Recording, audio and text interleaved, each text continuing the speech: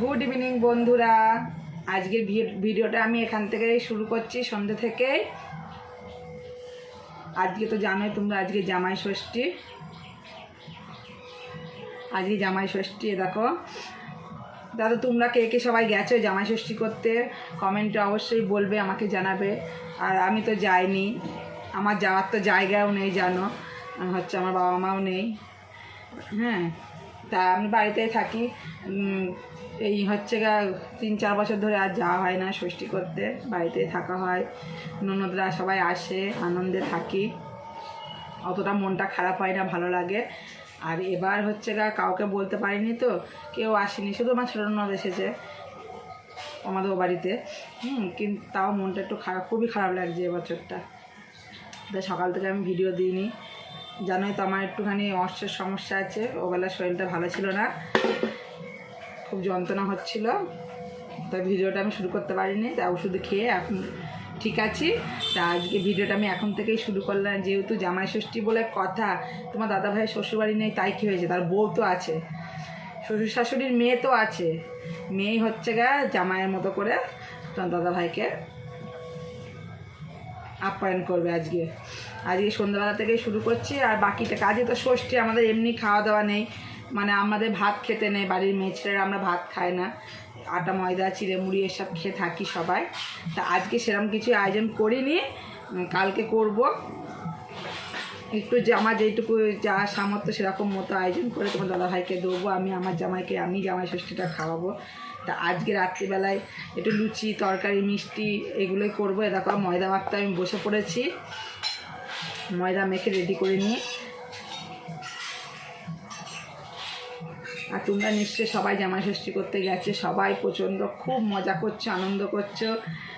তা তোমরা জানাবে কে কত মজা করলে, কে কী খেলে। ঠিক আছে, আজকে কে কী খেলে, কালকে মেনুতে কে কী খেলে। আর কালকে তো জামাইদের বাজার করার হিসাব নিয়ম মতো, যেহেতু আজকে শ্বশুর শাশুড়ি খাবে, কালকে জামাইরা বাজার করবে। তা কালকে তো সব জামাইদের বাজার করার সিস্টেম নিয়ম, জামাইরা বাজার করবে সব। তো জামাইরা কী ভালো মন্দ বাজার করলো, কী খেলে, কমেন্টে কিন্তু অবশ্যই জানাবে। তাহলে একদিকে কিন্তু ঠিকই আছে, বলো। আমারও কালকে হচ্ছে তোমার দাদাভাই বাজার করবে, আর আমি রান্না করে দেবো।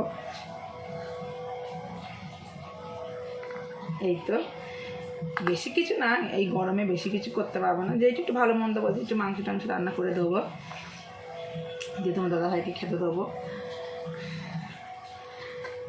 সকাল সকাল ময়দাটা মেখে নিচ্ছি, ময়দাটা মেখে আলুটা কেটে রেখে দেবো, আর পরে রান্নাটা করবো, গুছিয়ে রেখে দেবো সবাইকে রেডি করে।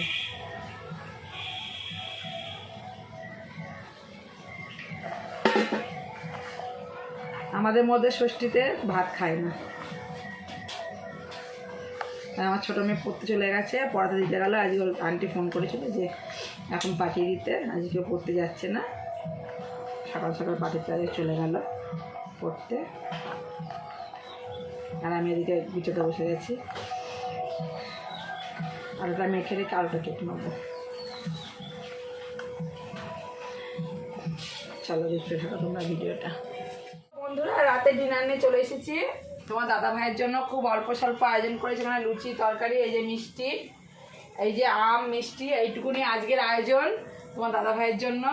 ও যেহেতু শাশুড়ি মানেই, তা আমার জামাইকে আমি ষষ্ঠী করি আর কি, কি বলবো জানি না, ভুল টুটি হলে ক্ষমা করে দিও তোমরা, কিছু বলতে যদি ভুল হয়। তা নাও আজকে এইটুকুনি, আবার বাকিটা কালকে হবে। তা তোমার কিরকম লাগছে? খুব ভালো লাগছে। তা খেয়ে দেখো কেমন হয়েছে।